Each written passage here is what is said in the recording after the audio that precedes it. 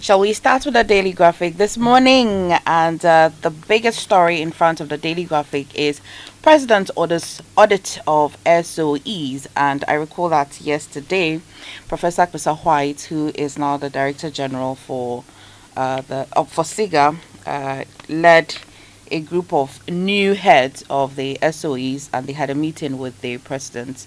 And some of the things that the president was mentioning was that if you do not hit your target, you risk a shutdown, you risk maybe a measure, or even you yourself stepping down as the head of the SOEs. So you, as one of the SOEs, so you can read that story on page 3 of the Daily Graphic. And again, you may have heard or seen, but the Daily Graphic again is reporting that Yohonu takes over from Dampari as IGP. The story is on page 23 of the Daily Graphic this morning. And again, behind or the back of the Daily Graphic reports how government is reducing price of passports to 350, but just so you know, they describe it as the ordinary passport. Now, the news center, COP Yohonu, is new IGP as Imani Prof. Ening challenged Dr. Dampari's removal. Vice President inaugurates the BOG board. Innovation vital to maximizing limited resources. This is DCO 1 Palm Deti. And minority questions 49.2 billion Ghana cedi in budget, alleges statistical thievery, deliberate data misreporting. The CEO of MTN Ghana is also on the front page. MTN Ghana paid 8.6 billion Ghana cedis taxes in 2024. And the Finance Minister, Dr. Forson, is also here. Additional 10.45 billion needed to complete financial sector cleanup. And the President of the Republic is also here. Non-performing SOEs will be merged, privatized, or shut down. All right. What else is in... We may have exhausted. Oh, well, let's do the Ghanaian publisher. Yeah. Right. Yes. So, history will remember Akufo-Addo, and guess who's talking? Amin Adam, the immediate past finance minister, who's been explaining so much about the withholding tax, betting tax, and thought that it's the finance minister who was quite unclear on what he was saying when he was doing the budget presentation. But again, 5.7% GDP growth, not due to illegal mining. The Ghana Statistical Service has been speaking. That story is on page 2 of the Ghanaian publisher. As well, GJ charges government to protect media practitioners. The story is on page 7 of the Ghanaian publisher. And the Ghanaian publisher is still again reporting how President Mahama picks COP Yohonu as new IGP.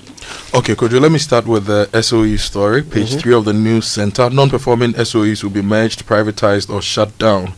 The President, His Excellency John Dramani Mahama, has issued a firm directive to state-owned enterprises that continue to operate at a loss, stating that they will be merged, privatized, or shut down as part of efforts to enhance public sector efficiency and ensure economic sustainability.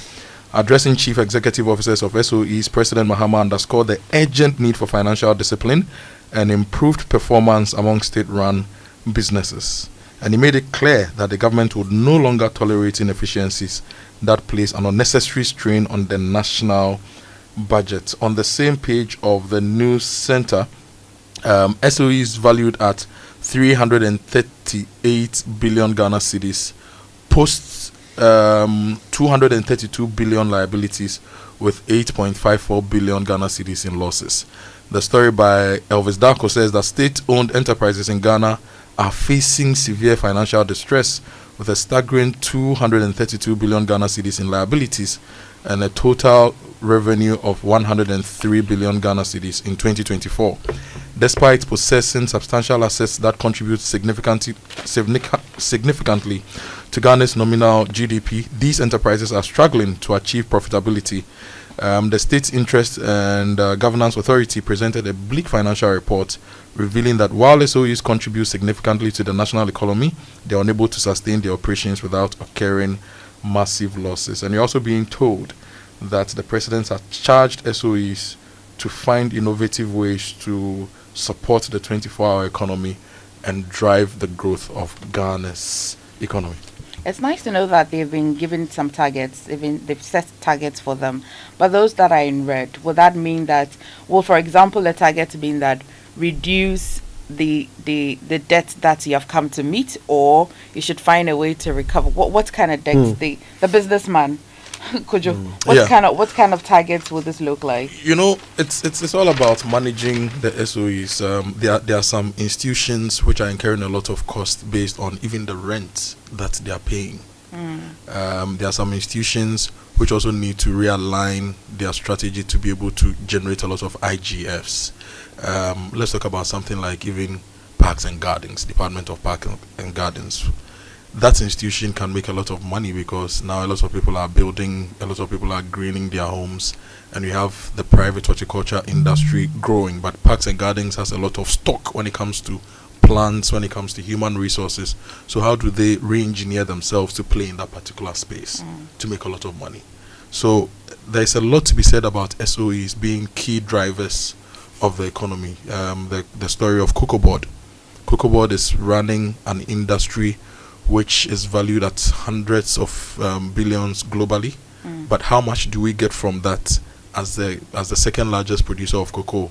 How much do we realign our cocoa strategy to make the best out of that?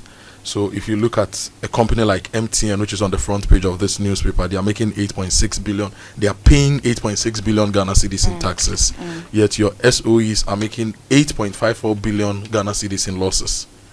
How is MTN being run to be able to pay 8.6 billion Ghana cedis in taxes? Some of these SOEs may be performing a social role, but how do we strategically manage them, run them such that their national development support socially can still be done while they also effectively give us a positive balance? Now, Kojo, yesterday evening we woke up to the news that will come and then it will show up again as fake. You'd hear that, the IGP has been removed, and then the next minute it's fake. It's not true. But eventually yesterday until this morning, it's the truth. And on page 25 of the Daily Graphic, it says that President John Dramani Mahama, in consultation with the Council of State, has appointed Commissioner of Police COP Christian Tete Yohunu as the new Inspector General of Police, and COP Yohunu takes over from COP Dr. George Ekufu Dampari, whose tenure as IGP has come to an end. In fact, on one of the occasions of the false alarms, right, I actually called Dr. Dampari, the then IGP, to ask him if he had been sacked, and he said, well, he hasn't heard any. In fact, I remember now playing back the way he answered my question. I realized that he must have been expecting it. He said, I have heard no such news. Okay. Right? He didn't say, no, I've not been sacked. He said, I have heard no such news. But he also added that, look, it's a job. When it's time to go, I'll go. Which I think that is why Imani and...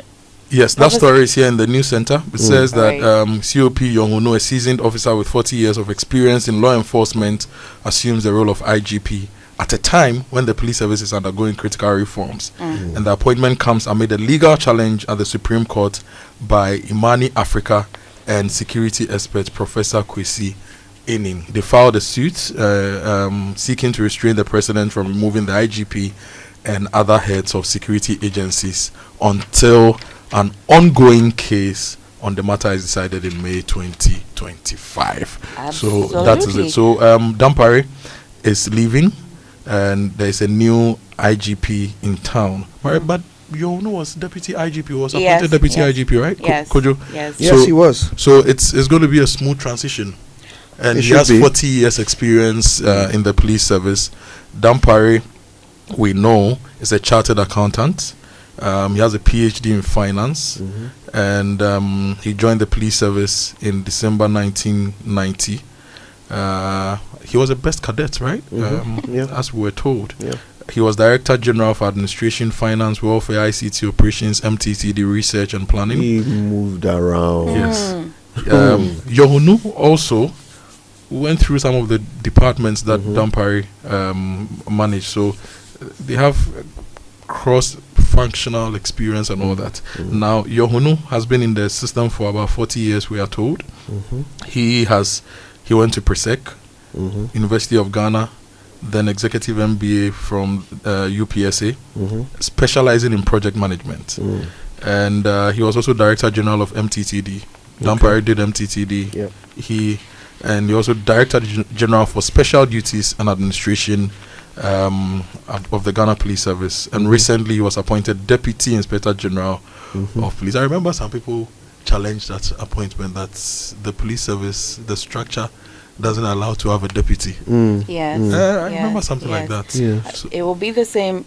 It will be the same for last year when Imani specifically, when they went to court, Professor Enin, they wanted clarity on the Article 202, particularly that yes, the president has the power to appoint in consultation with the council, but does that power also amount to removal?